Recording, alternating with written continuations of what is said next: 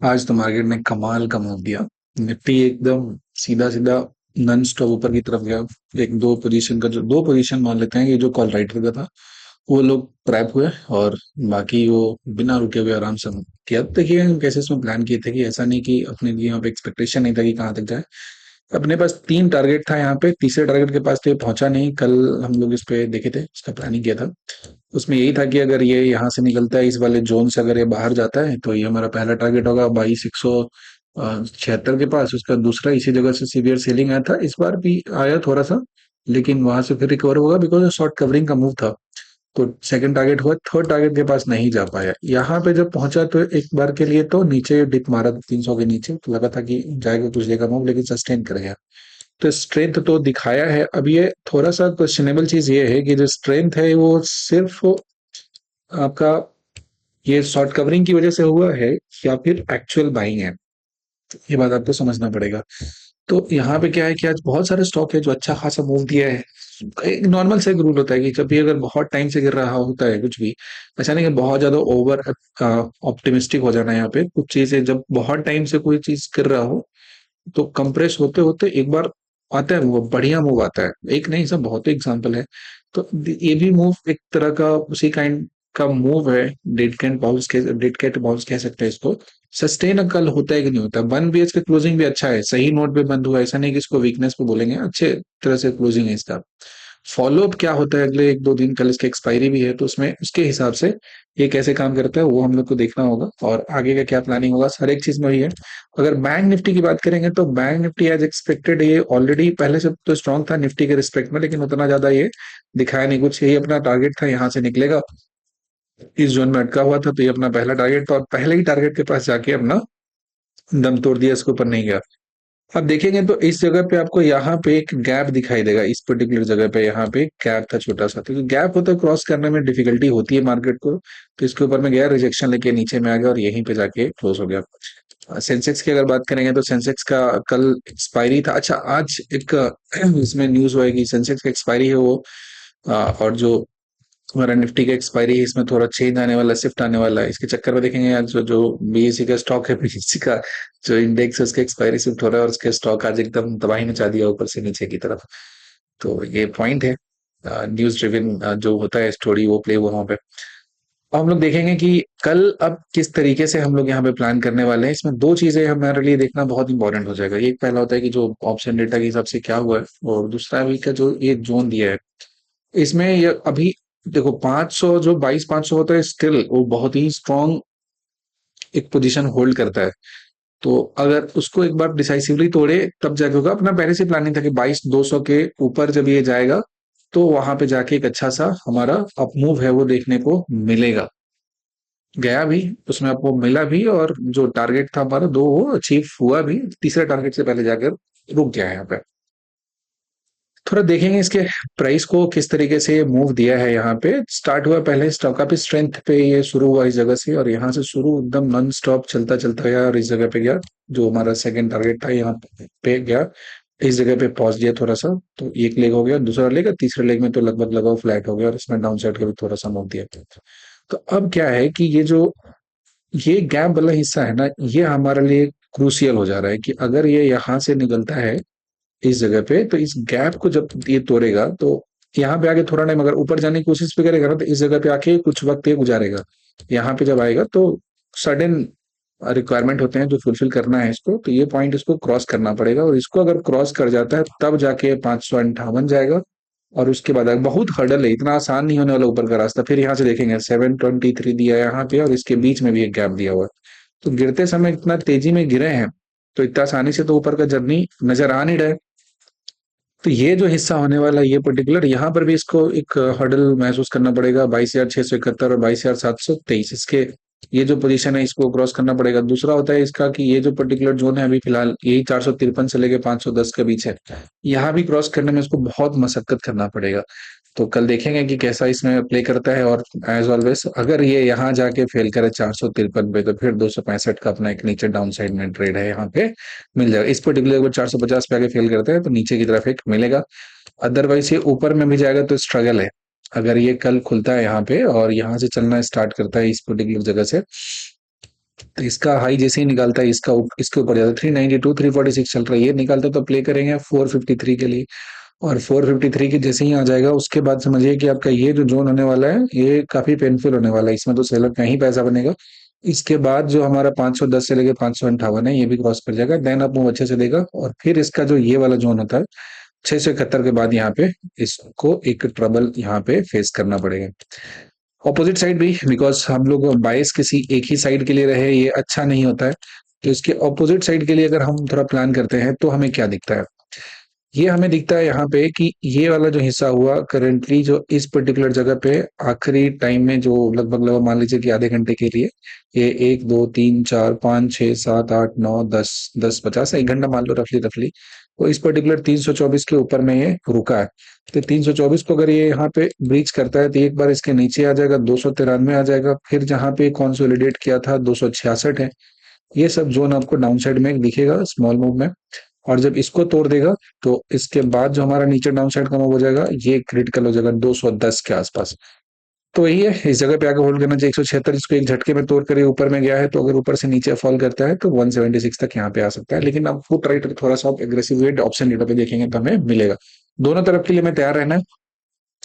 Entry यहाँ पे करना है ये हिस्सा, और ये जो हिस्सा हो गया हमारा इसके ऊपर इसके आउटसाइड ही करना है, इसके अंदर में नहीं करना है, ये हमारा पॉइंट होता है, इसी के बाहर में ट्रेड करना है। बिकॉज इसमें देखेंगे यहाँ पर भी टाइम रुका था, एक बार नीचे आया फिर इसके लोअर जोन पे टिका रहा और फिर यहाँ पे ऊपर गया और इस जगह पे इसको रोक के रखा गया कुछ जो सर्टेन जो डिस्टेंस है यहाँ पे सर्टेन जो रेंज है इसमें इसको रोका गया है। तो हमें ट्रेड हमेशा इसके आउटसाइड ही करना है, इसके बाहर जब निकलेगा देन फर्स्ट ये देन अपसाइड में यहाँ तक हम प्लान करेंगे। तो ये तो बात रहा निफ्टी का। अभी आगे का मूव देखने के लिए दो हर्डल इसके सामने है तो अकॉर्डिंगली प्ले करना है। ऐसा नहीं कि इसको एक झटके में तोड़ के बाहर चला जाएगा, क्योंकि गिरते समय बहुत ही मजेदार तरीके से नीचे गिरा है। चलिए जरा बैंक निफ्टी की बात करें तो बैंक निफ्टी क्या हुआ कि ये इसी पर्टिकुलर जोन में, ये छोटा सा जोन है 412 से लेके 581 के बीच, इसी के बीच में इसने अपना बहुत सारा वक्त बिता दिया और ये अपना टारगेट भी था फर्स्ट टारगेट अपसाइड में कैप्चर करने के लिए। तो ये तो इसी जोन में फंसा हुआ है, अब इससे निकलेगा यहाँ से तो मान लीजिए 4891 है, यहाँ पे जाके रुकेगा थोड़ा टाइम। जब ये वहां पहुंच जाएगा तो उसके बाद का जो इसका मूव होगा वो हमारा हो जाएगा अपसाइड में, एक हो जाएगा 49,000 क्रॉस करेगा, 49,000 क्रॉस करेगा तो 449 या 414 हो जाएगा, फिर 500 का हर्डल पार करते 624 ये यहाँ तक जाएगा। डाउन साइड में अगर ये चलना स्टार्ट करे तो क्या होगा, अगेन इस वाले जोन को अगर ब्रीच करता है 48,412 तो तोड़ के आ जाएगा 48,132 पे, उसको तोड़ता है तो 47,940 पे पहुंच जाएगा, और उसको तोड़ता है तो 47,837 पे पहुंच जाएगा, और उसके नीचे आता है तो क्या ही कहना जहां तक जाए। तो इसमें थोड़ा सा इसको मेहनत करना पड़ेगा कि इस जोन को तोड़ने के लिए, यहाँ से बाहर निकलने के लिए, उसको जब तक ये नहीं तोड़ता है तब तक आपको बहुत बढ़िया सा मूव यहाँ पे कैप्चर होता हुआ नजर नहीं आएगा।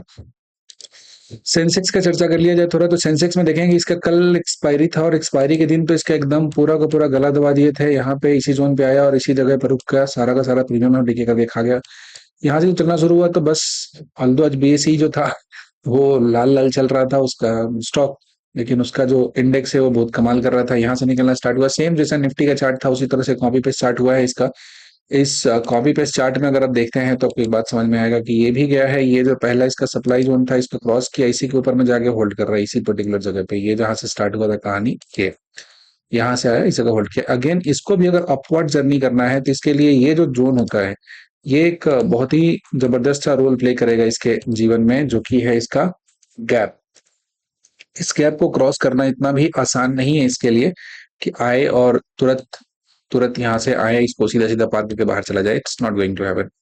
इसमें ये टाइम लगाएगा इस जोन में, तो 74,287 से 74,526 ये जोन को क्रॉस करने में स्ट्रगल करना पड़ेगा इसको थोड़ा सा। अगर इसको समहाउ क्रॉस कर जाता है शॉर्ट कवरिंग मूव चल रहा है तो एक यहाँ तक जा सकता है। फिर इसके आगे में एक हर्डल दिया है बहुत ही शानदार सा, तो इस हर्डल्स को याद रखिएगा, ऐसा नहीं कि एकदम अल्ट्रा पॉजिटिव हो जाइए एक ही दिन में कि आपको समझ ही नहीं आएगी क्या होने वाला है। तो यहाँ से जब चलेगा तो इस जोन में जब बाहर निकलेगा 934 निकलेगा तभी अपसाइड का कुछ सोचेंगे, फिर 74,287 आ जाएगा, फिर 526 ऊपर में आ जाएगा। नीचे की बात करें अगर तो यहाँ भी सेम कहानी हुआ है, ये पर्टिकुलर जगह पे थोड़ा टाइम मार्केट यहाँ पे टाइम बिताया है, तो यहाँ से चलना अगर शुरू करता है तो आपके लिए एक जोन हो जाएगा यहाँ पे डाउन साइड में, एक टारगेट ये हो जाएगा आपके लिए, दूसरा टारगेट हो जाएगा कि जो एक कंसोलिडेशन जोन था ना इसको एक बार में नहीं तोड़ेगा, आएगा तो इसका अपर लिमिट हो जाएगा एक टारगेट और लोअर लिमिट हो जाएगा दूसरा टारगेट हो जाएगा। तो यही कहानी है। और ध्यान से देखेंगे सेंसेक्स के चार्ट को तो आपको बात समझ में आएगा कि ये जो हुआ है कहानी, वो कहाँ से शुरू हुआ है,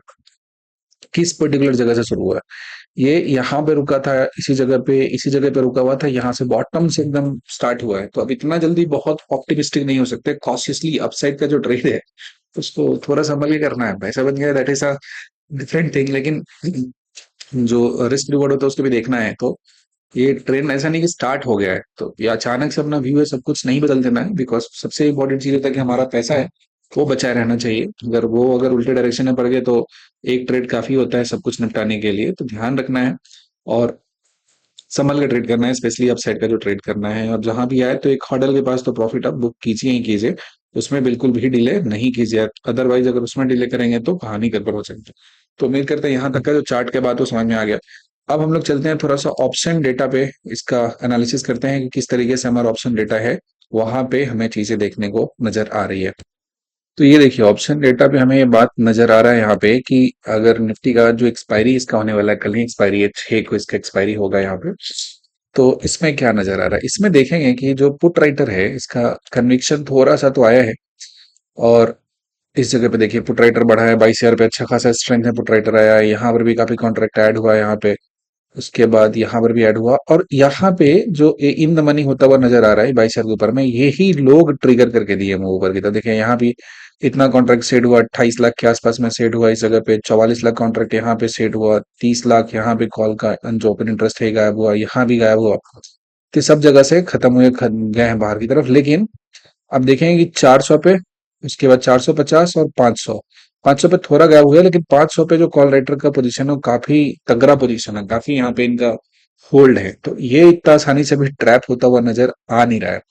तो ऑप्टिमिस्टिक है ठीक है, लेकिन ये जो जोन है दो, यही दो जोन है ना, ये लोग जो इसका अपमूव है उसको ट्रिगर किया अच्छे तरीके से। 22,200 सबसे पहले पैनिक किया, 22,100 का, फिर 22,200 का, 44 लाख कॉन्ट्रैक्ट यहाँ से गया है, 30 लाख यहाँ से गया है और 28 लाख यहाँ से गया है। तो यही लोग अपना जो शॉर्ट का पोजीशन था उसको कवर किए हैं, जिसकी वजह से मूव एक अपसाइड अपवर्ड में ट्रिगर हुआ है अच्छे तरीके से। तो ये सारा का सारा जो मूव है ना वो ट्रिगर है due to short covering. Point ये हम बार बार रीइटरेट कर रहे हैं कि शॉर्ट कवरिंग की वजह से मूव है। एक्चुअल मूव जो होगा ना स्टार्ट होगा वो होगा, तो और पॉइंट की बात ये होता है कि वो होगा एक्चुअल बाइंग से होगा।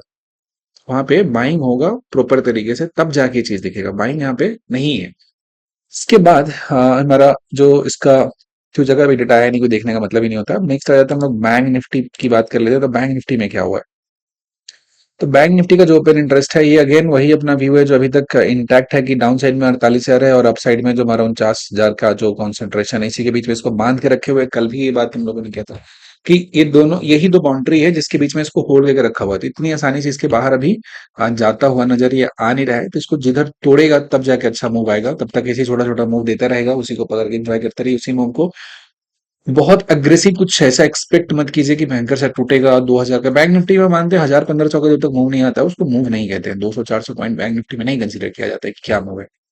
और सारा का सारा जो गेम हुआ है ना ये हुआ है हमारा, अगर आप देखेंगे तो सेंसेक्स का जो आज सीन हुआ है इसमें 11 को एक्सपायरी है, 6 दिन बाद है। इसके बाद अगर आप देखते हैं तो इसमें वॉल्यूम ठीक ठाक आने लगा था, ठीक है। इसमें जो हमारा सेंसेक्स की एक्सपायरी में तो सारा का सारा कहानी इसी की वजह से किया गया था। जो आज चेंज हुआ है इसका एक्सपायरी के रेट शिफ्ट हुआ है जिसका असर आपको बीएसई के स्टॉक पे देखने को मिलेगा। तो उसका भी जो एक्सपायरी जब चेंज होगा तो कैसे कहानी होगी उस चीज को देखना पड़ेगा कि कैसे वो प्ले करता है, कैसे वो काम करता है। यहाँ पे देखेंगे जरा, इस एक्सपायरी पे 11 का एक्सपायरी है, ठीक है, जो 6 दिन बाद होने वाला है। इस वीक का तो एक्सपायरी हमारा हो गया। इसमें पुट राइटर का कंसंट्रेशन थोड़ा सा यहाँ पे आया है और जो कॉल वाले हैं यहाँ पे शेड किए हैं, ये भी कॉल वाले शेड हुए हैं, यहाँ से हटे हैं। तो यही लोग मूव को ट्रिगर दिए हैं। बाकी यहाँ पे पुट राइटर कंसंट्रेशन है, बट अपसाइड में देखेंगे कि जो पुट कॉल राइटर है उसमें उतना हैवी क्वांटिटी नहीं है। थोड़ा सा इसमें ओवरऑल देखा जाए तो इसका पीसीआर डेटा भी थोड़ा चेंज किया है। इस पर्टिकुलर जगह पे जो 73,000 पे पुट राइटर है ये अग्रेसिव है, बट ये जो कॉल राइटर्स हैं ये थोड़ा उतना ज्यादा कन्विक्शन में अब नहीं है। पहली बार ऐसा कुछ इधर रिसेंट के काफी दिनों में ये देखने को मिला है कि इसमें हमारा जो कॉल राइटर है वो थोड़ा सा सहमा हुआ है, डरा हुआ है। फुट राइटर थोड़ा एग्रेशन में है। तो ठीक है, मार्केट के लिए ओवरऑल सेंटीमेंट सही है, बट हम बार बार कह रहे हैं कि स्ट्रांग मूव होता है एक्चुअल पैसा आने से मार्केट में, जब फ्लो होना शुरू होता है तब चलता है। बहुत टाइम से शॉर्ट्स बैठा हुआ था, शॉर्ट सिस्टम से हटता है, उसकी वजह से जो आया हुआ मूव होता है ऊपर की तरफ जाए, वो उस पर ट्रस्ट नहीं कर सकते हैं हम लोग, ठीक है। तो ऐसा मत अल्ट्रा बायस होके अपने डिसीजन मेकिंग को अफेक्ट मत कीजिएगा। रेस्ट जो सही सेंसेबल डिसीजन होता है वो लीजिएगा, और तब देखिएगा कि क्या होता है। बाकी जैसा स्क्रीन में जो सामने आता है उसको प्ले करना है, उसको देखना है, बट कॉशियसली प्ले करना है, ठीक है। ओवर ऑप्टिमिस्टिक नहीं होना है। हालात इतने भी नहीं बदले हैं कि आप पुराने दुखों को भूल जाए। चलिए, उम्मीद करते हैं यहाँ तक कुछ इंसाइट आपको मिला होगा कल के लिए। बाकी जब मार्केट खुलेगा, लाइव मार्केट में जैसा होगा, कीप अपडेटिंग, और वहां पे देखेंगे जैसी चीजें होंगी वैसा देखेंगे। और वैसे भी एक नॉर्मल सा रूल होता है कि एक बहुत स्ट्रांग जब मूव आता है उसके बाद मार्केट थोड़ा सा ब्रीदर लेता है, ऊपर की तरफ गया है, तो अकॉर्डिंगली जैसा होगा कल देखा जाएगा। चलिए, यहाँ तक देखने के लिए thank you so much, bye bye. अपना ध्यान रखिएगा, अच्छे से सेफली ट्रेड कीजिएगा।